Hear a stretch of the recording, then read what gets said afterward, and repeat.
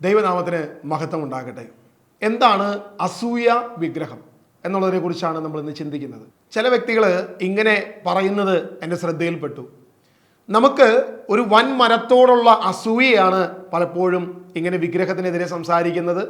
ദൈവവചന അനുകൂലമല്ലാത്ത പുഴുക്കുത്തുകളെ നമ്മൾ ചൂണ്ടിക്കാണിക്കുന്നതിൻ്റെ പ്രധാനപ്പെട്ട കാരണം ഇതാണ് എന്ന രീതിയിൽ പലരും പറയുന്നത് ഞാൻ കേട്ടു. എന്താണ് വിശുദ്ധ ബൈബിൾ അസൂയ വിഗ്രഹത്തെക്കുറിച്ച് പറയുന്നത്?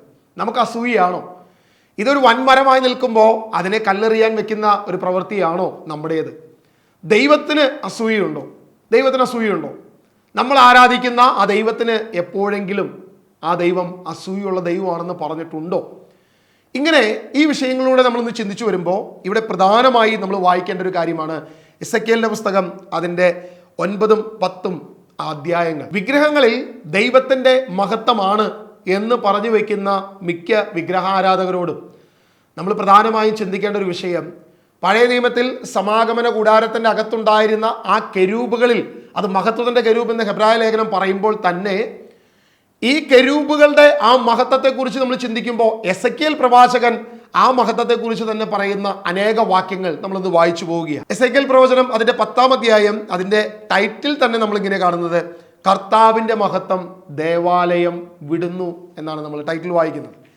അതിൻ്റെ 10-ാം അധ്യായം 4-ാം വാക്യം നമ്മൾ വായിക്കുമ്പോൾ കർത്താവിൻ്റെ മഹത്വം കെരൂബുകളിൽ നിന്ന് ഉയർന്ന് ആലയത്തിൻ്റെ പടിവാതിൽക്കലേക്ക് പോയി, ആലയം മുഴുവൻ മേഘത്താൽ നിറഞ്ഞു, അങ്കണമാകെ കർത്താവിൻ്റെ മഹത്വത്തിൻ്റെ ശോഭയാൽ പൂരിതമായി.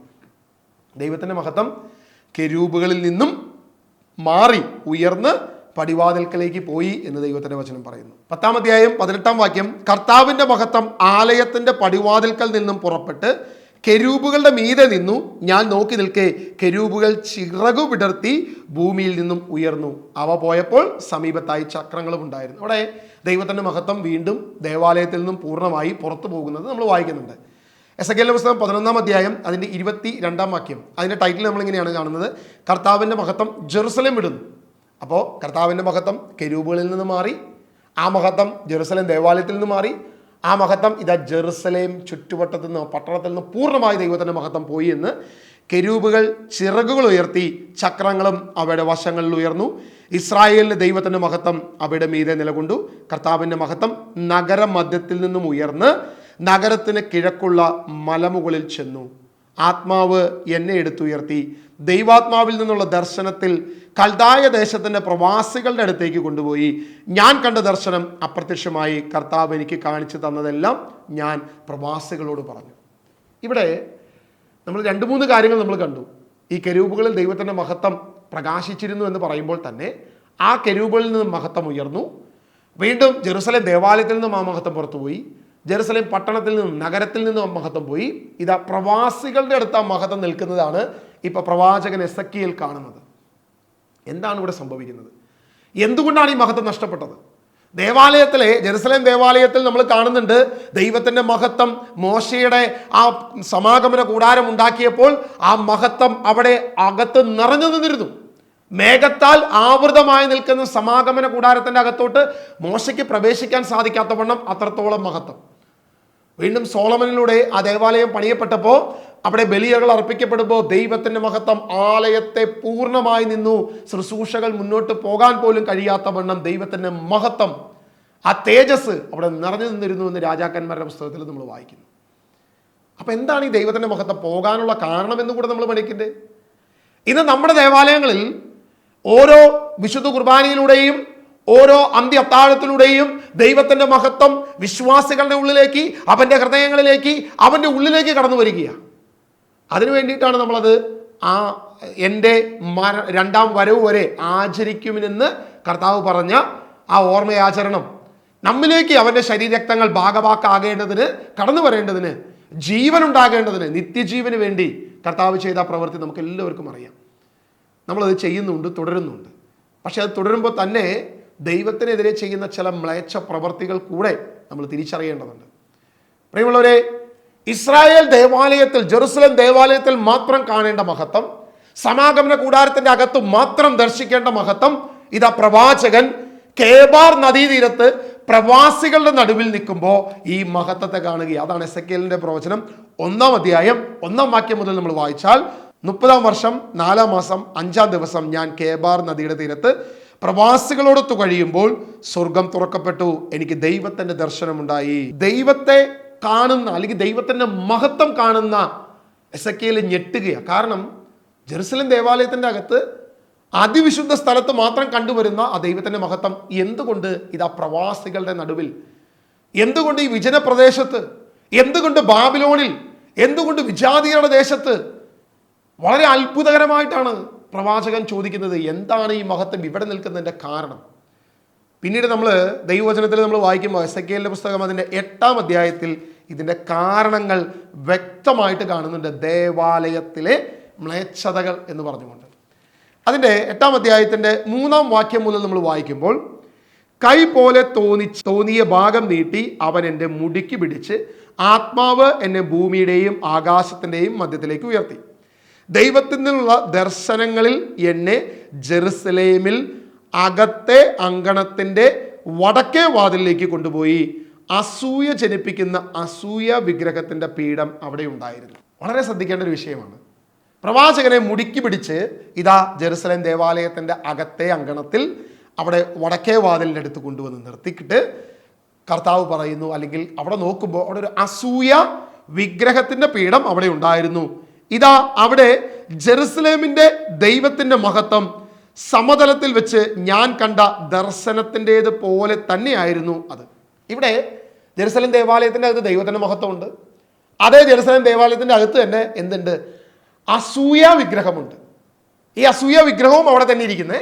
ദൈവത്തിൻ്റെ മഹത്വവും പ്രവാചകൻ അവിടെ കാണുന്നു. ഇതേ മഹത്വം പ്രവാസിയായിരുന്ന ബാബിലോൺ ദേശത്ത് കേബാർ നദീ തീരത്തും ആര് കണ്ടു? പ്രവാചകൻ കണ്ടു. ദൈവത്തിൻ്റെ ആത്മാവ് അവനെ പൊക്കി കൊണ്ടുവന്ന് ജെറുസലേം ദേവാലയത്തിൻ്റെ അകത്ത് വെച്ചപ്പോൾ അവിടെ കണ്ട അതേ മഹത്വം ഇവിടെ ഇരിക്കുന്നു. അവിടെ കണ്ട അതേ മഹത്വം ഇവിടെ ഇരിക്കുമ്പോൾ തന്നെ അവിടെ വിഗ്രഹവും ഇരിക്കുന്നു. ഏത് വിഗ്രഹം? അസൂയ വിഗ്രഹം എന്നാണ് വചനത്തിൽ പറയുന്നത്. വീണ്ടും താഴോട്ട് നമ്മൾ അതിൻ്റെ 5-ാം വാക്യം വായിക്കുമ്പോൾ, അവിടുന്ന് എന്നോട് അരുളി ചെയ്തു, മനുഷ്യപുത്ര, വടക്ക് ദിക്കിലേക്ക് കണ്ണുകൾ ഉയർത്തുക.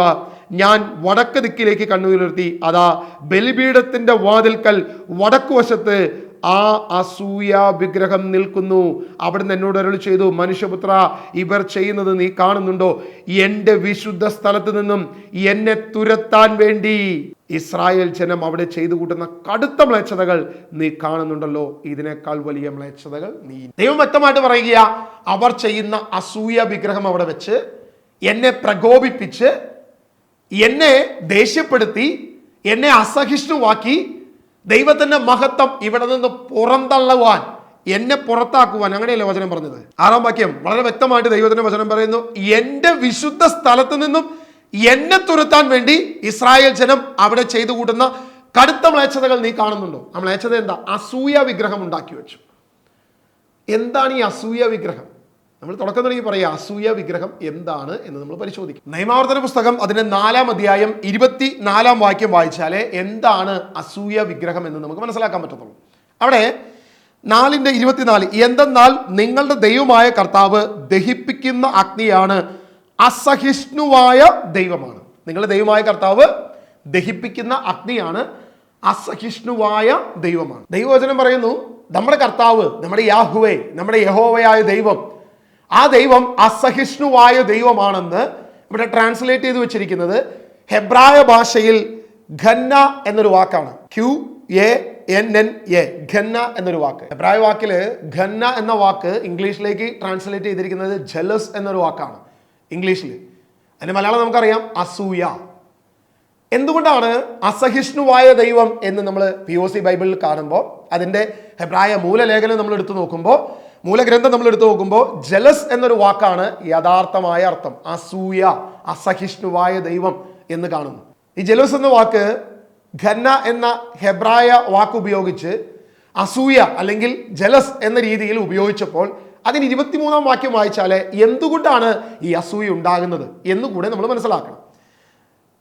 നിയമാവർത്തനം 4:23, നിങ്ങളുടെ ദൈവമായ കർത്താവ് നിങ്ങളുമായി ഉണ്ടാക്കിയ ഉടമ്പടി മറക്കാതിരിക്കാനും അവിടുന്ന് വിലക്കിയിട്ടുള്ളതുപോലെ എന്തിൻ്റെയെങ്കിലും സാദൃശ്യത്തിൽ വിഗ്രഹമുണ്ടാക്കാതിരിക്കാനും ശ്രദ്ധിക്കുവിൻ. എന്തെന്നാൽ നിങ്ങളുടെ ദൈവമായ കർത്താവ് ദഹിപ്പിക്കുന്ന അഗ്നിയാണ്, അസഹിഷ്ണുവായ ദൈവമാണ് എന്ന് വ്യക്തമായിട്ട് ദൈവത്തിൻ്റെ വചനം പറയുന്നു. വീണ്ടും അതേ വാക്യം തന്നെ ഉപയോഗിച്ചിരിക്കുന്ന മറ്റൊരു സ്ഥലമാണ് പുറപ്പാട് പുസ്തകം 20-ാം അധ്യായം 5-ാം വാക്യം. അവയ്ക്ക് മുന്നിൽ പ്രണമിക്കുകയോ അവയെ ആരാധിക്കുകയോ ചെയ്യരുത്, എന്തെന്നാൽ ഞാൻ ദൈവമായ കർത്താവ് അസഹിഷ്ണുവായ ദൈവമാണ്. എന്നെ വെറുക്കുന്ന പിതാക്കന്മാരുടെ കുറ്റങ്ങൾക്ക് അവരുടെ 3-4 തലമുറ വരെ ഞാൻ ശിക്ഷിക്കും. ഒരു ജെലസ് ഗോഡ്, അസൂയുള്ള ദൈവം. എന്ത് കാര്യത്തിൽ? ദൈവത്തിന് പകരമായി വിഗ്രഹം ഉണ്ടാക്കുന്ന കാര്യത്തിൽ, ദൈവത്തെ കാണുന്നതിന്, ദൈവത്തെ ഓർക്കുന്നതിന്, ദൈവത്തെ ദർശിക്കുന്നതിന് അതിനെ സ്വരൂപമായി കണക്കാക്കി, അതിനെ വെഞ്ചരിച്ച്, അതിനെ മാലയിട്ട്, അതിന് മുൻപിൽ വണങ്ങി, ഓ അത് ദൈവത്തിൻ്റെ സ്വരൂപമാണെന്ന് ചിന്തിക്കുന്ന ഈ തരത്തെ കർത്താവ് കാണുന്നത് അസഹിഷ്ണുവായ ദൈവമായി. ഖന്ന എന്ന വാക്കുകൊണ്ട് ജലൂസ്, ഞാൻ യാതൊരു വിധത്തിലും അതിനെ നേരെ സഹിഷ്ണുത കാണിക്കത്തില്ല എന്ന് ദൈവം പറയുന്നു. വളരെ കൃത്യമായി ദൈവം പറയുന്നു.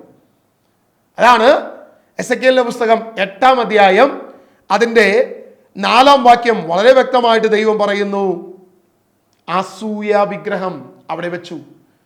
വീണ്ടും അതിൻ്റെ 6-ാം വാക്യം പറയുന്നു, എന്നെ തുരത്തേണ്ടതിന് ഇതാ ദൈവജനം, ഇസ്രായേൽ ജനം അവിടെ എന്ത് ചെയ്തു? അസൂയ വിഗ്രഹം ഉണ്ടാക്കി അവിടെ വെച്ചു.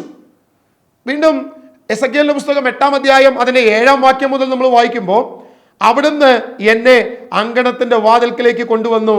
ഞാൻ നോക്കി, ഇതാ ഭിത്തിയിൽ ഒരു ദ്വാരം. അവിടുന്ന് എന്നോട് കൽപ്പിച്ചു, മനുഷ്യപുത്ര ഭിത്തി തുറക്കുക. ഞാൻ ഭിത്തി തുറന്നു, അതാ ഒരു വാതിൽ. അവിടുന്ന് തുടർന്നു, അകത്ത് പ്രവേശിക്കുക. അവർ അവിടെ ചെയ്തു കൂട്ടുന്ന നികൃഷ്ടമായ മ്ലേച്ഛതകൾ കാണുക. എന്താണ് അവർ ചെയ്ത മ്ലേച്ഛതകൾ? ആ മ്ലേച്ഛതകൾ എന്തായിരിക്കാം? നമ്മൾ ആദ്യം കണ്ടു, അസൂയ വിഗ്രഹം അവിടെ ഇരിക്കുന്നു. ആ അസൂയയെക്കുറിച്ച് ദൈവം പറഞ്ഞത് അസഹിഷ്ണുവായ ദൈവം, വിഗ്രഹം ഉണ്ടാക്കുന്നതിനെ കുറിച്ചാണ് പറഞ്ഞത്. സകല വിഗ്രഹങ്ങളും ദൈവത്തെ അസഹിഷ്ണുവാക്കുന്നു. ദൈവത്തിനെതിരെ നിങ്ങൾ ചെയ്യുന്ന ഈ പ്രവൃത്തി, ദൈവത്തെ തൻ്റെ വിശുദ്ധ സ്ഥലത്ത് നിന്ന് തുരത്താൻ വേണ്ടി നീ ചെയ്യുന്ന പ്രവൃത്തി ദൈവത്തെ ജലസാക്കുന്നു, അസൂയുളവാക്കുന്നു. അല്ലെങ്കിൽ ആ വിഗ്രഹമാണ് എന്ത്? ദൈവത്തെ അസഹിഷ്ണുവാക്കുന്നത് എന്ന് വ്യക്തമായിട്ട് നമ്മൾ വചനത്തിൽ വായിക്കുന്നു. പിന്നെ ഇവിടെ ഒരു ദ്വാരം തുറന്ന് പ്രവാചകൻ അകത്ത് പ്രവേശിച്ചപ്പോൾ കണ്ട കാഴ്ച എന്താണെന്ന് 10-ാം വാക്യം നമ്മൾ വായിക്കുകയാണ്. ഞാൻ അകത്ത് കടന്നു നോക്കി, അതാ എല്ലാ തരം ഇഴജന്തുക്കളും അറപ്പുണ്ടാക്കുന്ന ജീവികളും ഇസ്രായേൽ ഭവനത്തിൻ്റെ എല്ലാ വിഗ്രഹങ്ങളും ചുറ്റുമുള്ള ഭിത്തിയിൽ ചിത്രീകരിച്ചിരിക്കുന്നു. ദേവാലയത്തിൻ്റെ അകത്തോട്ട് പ്രവേശിച്ചു കഴിഞ്ഞപ്പോൾ ഭിത്തിയിൽ എന്തൊക്കെയാണ് ചിത്രീകരിച്ചു വെച്ചിരിക്കുന്നത്? വൃത്തികെട്ട ഇഴജന്തുക്കൾ, അറപ്പുണ്ടാക്കുന്ന ജീവികൾ, ഇങ്ങനെയുള്ള പലതും അവിടെ ചിത്രീകരിച്ചു വെച്ചിരിക്കുകയാണ്. ഇന്ന് നമ്മൾ പല ദേവാലയങ്ങളിൽ ചെന്ന് നോക്കിയേ, നമ്മുടെ ഏറ്റവും പ്രധാനപ്പെട്ട ഒരു വിശുദ്ധനുണ്ടല്ലോ, സെയിൻറ്റ് ജോർജ് അല്ലേ, ഗീവർഗീയസ് സഹതയുടെ താഴെയുണ്ട് ഒരു പാമ്പ്. ഈ പാമ്പിൻ്റെ അതേ രൂപം തന്നെ എടത്തുവ ചർച്ചിൻ്റെ അകത്ത് മുഴുവൻ പാമ്പ് തന്നെ അതിൻ്റെ അകത്തുണ്ട്. വിശ്വാസികൾ പാമ്പിനെ തൊട്ടുമുത്തുന്നു, നമിക്കുന്നു. കർത്താവ് ഇതിനെ കാണുന്നത് എങ്ങനെയായിരിക്കും? അസഹിഷ്ണുതയോടെയാണോ അതോ സഹിഷ്ണുമായിട്ടാണോ? ഓ കൊള്ളാം, നന്നായിട്ടുണ്ട്, അവൻ അങ്ങനെ കാണിക്കട്ടെ എന്ന് വിചാരിച്ച് കർത്താവ് കാണുമോ? പ്രിയമുള്ള ദൈവജനമേ, ഒരിക്കലും ദൈവം അതിനെ അങ്ങനെ കാണത്തില്ല. ദൈവം ഈ കാര്യത്തിൽ അസഹിഷ്ണുവാണെന്ന് ദൈവത്തിന്റെ വചനം വ്യക്തമായിട്ട് പറയുക. യാതൊരു വിധത്തിലും ദൈവം ഇതിനെ സഹിഷ്ണുതയോടെ കാണത്തില്ല. കാരണം ദൈവം അതിനെ മ്ലേച്ഛമായിട്ട് പറയുന്നു. വീണ്ടും വാക്യം വായിച്ചേ, 11-ാം വാക്യം. ഇസ്രായേലിലെ 70 ശ്രേഷ്ഠന്മാരും അവരുടെ ഷാഫാന്റെ മകനായ യാസാനെയും അവരുടെ മുൻപിൽ നിൽക്കുന്നു. ഓരോരുത്തരുടെയും കയ്യിൽ ധൂപകലശങ്ങൾ ഉണ്ടായിരുന്നു. സുഗന്ധിയായ ധൂപപടലവും ഉയർന്നുകൊണ്ടിരുന്നു. അവിടുന്ന് എന്നോട് അരുളി ചെയ്തു, മനുഷ്യപുത്ര, ഇസ്രായേൽ ഭവനത്തിലെ ശ്രേഷ്ഠന്മാർ ഇരുളിൽ ചിത്രങ്ങളിൽ നിറഞ്ഞ മുറിയിൽ ചെയ്യുന്നത് എന്തെന്ന് നീ കാണുന്നുണ്ടോ? അവർ പറഞ്ഞു, കർത്താവേ, ഞങ്ങൾ കാണുന്നില്ല. കർത്താവ് ഈ ദേശത്തെ ഉപേക്ഷിച്ചിരിക്കുന്നു. അവിടുന്ന് എന്നോട് അരുളി ചെയ്തു, ഇതിലും ഗുരുതരമായ മ്ലേച്ഛതകൾ അവർ ചെയ്യുന്നത് നീ കാണും. ഇന്ന് ഈ രൂപങ്ങളെ ധൂപമർപ്പിച്ച് സകല വിഗ്രഹങ്ങളും ഇവിടെ ഉണ്ടാക്കി വെച്ച് മനുഷ്യനിർമ്മിതമായ, കരനിർമ്മിതമായ പ്ലാസ്റ്റർ ഓഫ് പാരീസ് കൊണ്ടോ മണ്ണ് കൊണ്ടോ വിഗ്രഹങ്ങൾ ഉണ്ടാക്കി വെച്ച് അതിനെ മാലയിടിച്ച് അതിനെ ധൂപമർപ്പിച്ച് ഇസ്രായേലിലെ ശ്രേഷ്ഠന്മാർ ചെയ്തപ്പോൾ കർത്താവ് പറഞ്ഞു, അത് മ്ലേച്ഛതയാണ്. ഇന്ന് ഈ പുരോഹിതർ കാണിക്കുമ്പോൾ അത് തിരുസ്വരൂപമാണ്, അത് ദൈവത്തിൻ്റെ തിരുസ്വരൂപമാണ്. അതിനെ മാലയിടിക്കുമ്പോൾ CCCയിൽ പറയുന്നു, അത് ദൈവത്തിലേക്ക് ചെല്ലും, അത് ദൈവത്തിനെ മഹത്വപ്പെടുത്തും. അതിന് പിന്നിലുള്ള ദൈവത്തെയാണ് അത് സ്വീകരിക്കുന്നത്. നമുക്ക് ന്യായീകരിച്ച് വെള്ളയടിച്ച് വെക്കാം. പക്ഷെ കർത്താവ് പറയുകയാണ്, ഇസ്രായേൽ ശ്രേഷ്ഠന്മാർ ചെയ്തത് മ്ലേച്ഛതയാണ്, അവർ ചെയ്തതിൻ്റെ കാരണം എന്നെ തുരത്താൻ വേണ്ടിയിട്ടാണ്. അതുകൊണ്ട് എന്ത് ചെയ്തു? അടുത്ത അധ്യായങ്ങൾ വായിക്കുമ്പോൾ എസെക്കിയേലിന്റെ 9-ാം അധ്യായം, 10-ാം അധ്യായം, 11-ാം അധ്യായം വായിക്കുമ്പോൾ ദൈവാലയത്തിൽ നിന്ന് ദൈവത്തിന്റെ മഹത്വം ഉയർന്നു, കെരൂബുകളിൽ നിന്ന് ദൈവത്തിന്റെ മഹത്വം ഉയർന്നു, ജെറുസലേം പട്ടണത്തിൽ നിന്ന് ദൈവത്തിന്റെ മഹത്വം പുറത്തുപോയി. ഇന്ന് എവിടെ പോയാ ദൈവത്തിന്റെ മഹത്വം? വിജാതിയർ താമസിക്കുന്ന, പാവപ്പെട്ട ജനങ്ങൾ താമസിക്കുന്ന, പ്രവാചകൻ പോലും നിൽക്കുന്ന ആ ബാബിലോണിൽ പോയി ദൈവത്തിന്റെ മഹത്വം കാണിച്ചു കൊടുക്കുക. പ്രവാചകൻ നോക്കുമ്പോൾ ജെറുസലേം ദേവാലയത്തിൽ മാത്രം കാണേണ്ട മഹത്വം ഇതാ വിജാതീയ ദേശത്ത് നിന്ന് നിൽക്കുക. ശ്രേഷ്ഠന്മാരെന്ന് ലോകം കാണുന്നവരുടെ മുൻപിൽ നിന്നും ദൈവത്തിന്റെ വചനത്തിന്റെ മഹത്വം, സത്യത്തിന്റെ മഹത്വം, പ്രകാശത്തിന്റെ മഹത്വം ഇതാ പാപികളായ പാവപ്പെട്ട ഞങ്ങളെപ്പോലുള്ളവരുടെ സാധാരണ വ്യക്തികളായ കഴുതകളുടെ ഉള്ളിൽ പോയി ദൈവത്തിന്റെ മഹത്വം പ്രകാശിക്കും. ഞങ്ങൾ പ്രഘോഷിക്കും സത്യസുവിശേഷം. ദൈവത്തിന്റെ വചനം എടുത്തു വെച്ച് ഞങ്ങൾ പ്രഘോഷിക്കേണ്ടി വരും. ശ്രേഷ്ഠന്മാർ അപ്പോഴും ഇതിനെ ധൂപം കാട്ടി അതിൻ്റെ അടിയിൽ ഒരു നേർച്ചപ്പെട്ടി വെച്ച് പണമുണ്ടാക്കി സുഖിച്ചു ജീവിക്കും.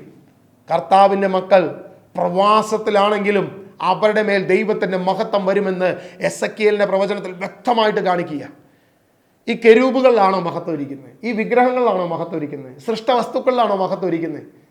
ദൈവത്തിൻ്റെ വചനം നമ്മൾ കഴിഞ്ഞ ക്ലാസ്സിൽ കേട്ടു. കൃത്യമായി ദൈവത്തിൻ്റെ മഹത്വം ഓരോ വ്യക്തിയുടെയും ഉള്ളിലിരിക്കുക. ഈ മഹത്വം കാണാതെ നീ വിഗ്രഹത്തിൽ മഹത്വത്തെ കാണാൻ നിനക്ക് സാധിക്കത്തില്ല. കർത്താവിന്റെ വചനം വ്യക്തമായിട്ട്, മത്തായി സുവിശേഷം വ്യക്തമായിട്ട് നമ്മളോട് പറഞ്ഞു, ഈ ചുറ്റുമുള്ളവരിൽ നീ ക്രിസ്തുവിനെ കാണണം.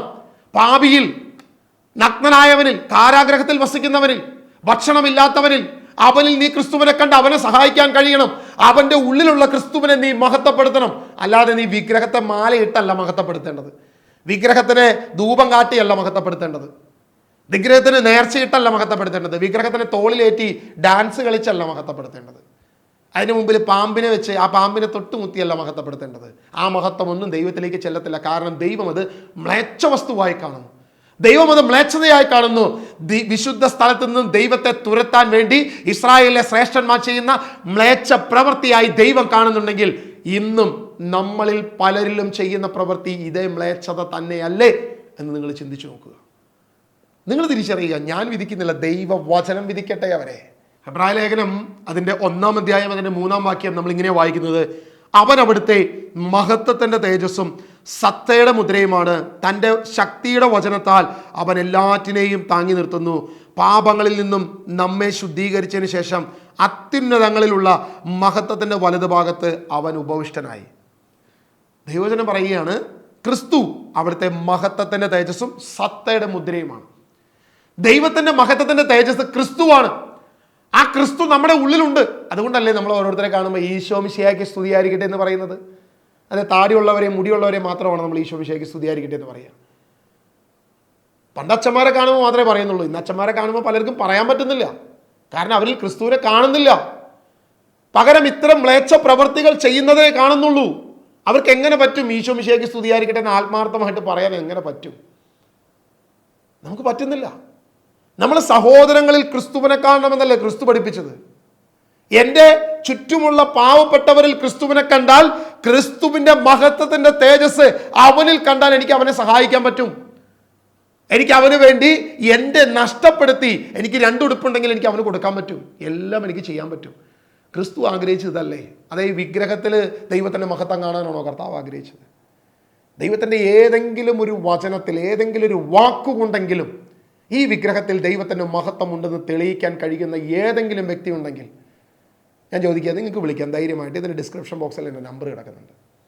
പക്ഷെ ദൈവവചനമായിരിക്കണം അടിസ്ഥാനം, അപ്പസ്തോലിക ഉപദേശമായിരിക്കണം അടിസ്ഥാനം, ആദിമസഭയുടെ പ്രബോധനങ്ങളായിരിക്കണം അടിസ്ഥാനം. 7-ാം നൂറ്റാണ്ടിന് ശേഷം കൈകടത്തലുകൾ വന്ന പ്രബോധനങ്ങളിൽ യാതൊരു വിധത്തിലും അംഗീകരിക്കാൻ കഴിയത്തില്ല. തിന്മ അതിൻ്റെ മേൽ കയറി ഉപയോഗിക്കാൻ തുടങ്ങി. നമ്മൾ എസെക്കിയേൽ കണ്ട 70 ശ്രേഷ്ഠന്മാർ ചെയ്തതുപോലെ തന്നെ മ്ലേച്ഛതകൾ കാണിക്കുന്നവർ ഇതിൻ്റെ അകത്ത് പ്രവേശിച്ചു. ഇതിൻ്റെ അകത്ത് ഇത്തരം മ്ലേച്ഛ പ്രവർത്തികൾ ചെയ്തുകൊണ്ടിരിക്കുന്നു. അതിനെതിരെയാണ് ഞാൻ സംസാരിക്കുന്നത്. ക്രിസ്തുവിനെതിരെ ഞാൻ ഇന്ന് വരെ ഒരു വാക്കും സംസാരിച്ചിട്ടില്ല. യേശുവിൻ്റെ അമ്മ മാതാവിനെതിരെ ഒരൊറ്റ വാക്ക് പോലും ഞാൻ പറഞ്ഞിട്ടില്ല. കച്ചവടക്കാരുണ്ടാക്കിയ വിഗ്രഹത്തിനെതിരെ, കച്ചവടക്കാരുണ്ടാക്കിയ കപട വിഗ്രഹ മാതാവിനെതിരെ ഞാൻ സംസാരിക്കും, എന്നും സംസാരിക്കും. അവരുടെ വിഗ്രഹ ബിസിനസ്സിനെതിരെ ഞാൻ ഇന്നും സംസാരിക്കും. പ്രിയമുള്ളവരെ, നമ്മൾ സത്യം തിരിച്ചറിയുക. ദൈവത്തിൻ്റെ മഹത്വം ഇന്ന് നമ്മുടെ ഉള്ളിലാണ്. ഓരോ മനുഷ്യ വ്യക്തിയുടെ ഉള്ളിലും ദൈവത്തിൻ്റെ മഹത്വം ദൈവം ആഗ്രഹിക്കുന്നു. അതാണ് ദൈവം ആഗ്രഹിക്കുന്നത്, അല്ലാതെ വിഗ്രഹത്തിൽ ദൈവത്തിൻ്റെ മഹത്വം കാണാനല്ല.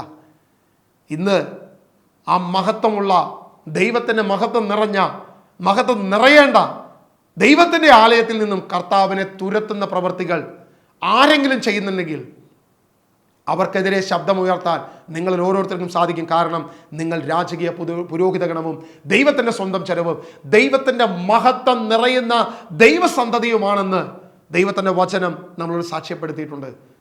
ക്രിസ്തുവിൻ്റെ മഹത്വത്തെ പഴയ നിയമത്തിൽ ആ കെരൂബുകളുടെ മധ്യയാണ് കണ്ടെങ്കിൽ അത് ബലിയർപ്പിക്കുന്ന സ്ഥലത്താണ് കർത്താവ് കണ്ടത്. അതേ ബലി ക്രിസ്തു കാൽവരിയിൽ ചൊരിഞ്ഞു. ആ ബലിയുടെ പൂർത്തീകരണമായി ഇന്ന് ഓരോ വിശുദ്ധ കുർബാനയിലൂടെ ആ രക്തവും ആ ശരീരവും നമ്മിലേക്ക് വരുന്ന ആ രക്തത്തിലും ശരീരത്തിലും ക്രിസ്തുവിനെ കാണുവാൻ, ആ അന്ത്യത്താഴത്തിൽ ക്രിസ്തുവിനെ കാണുവാൻ, സഹോദരങ്ങളിൽ ക്രിസ്തുവിനെ കാണുവാൻ, ആത്മാവിലും സത്യത്തിലും ദൈവത്തെ ആരാധിക്കുവാൻ ദൈവം നമ്മെ ശക്തിപ്പെടുത്തട്ടെ, ദൈവം നമ്മെ ബലപ്പെടുത്തട്ടെ. വിഗ്രഹങ്ങളിൽ നിന്നും കുഞ്ഞുമക്കളെ നിങ്ങൾ ഓടി അകലുവിൻ, ആത്മാവിലും സത്യത്തിലും ദൈവത്തെ ആരാധിക്കുവിൻ എന്ന് പറഞ്ഞുകൊണ്ട് ഞാൻ നിർത്തുന്നു. God bless you all.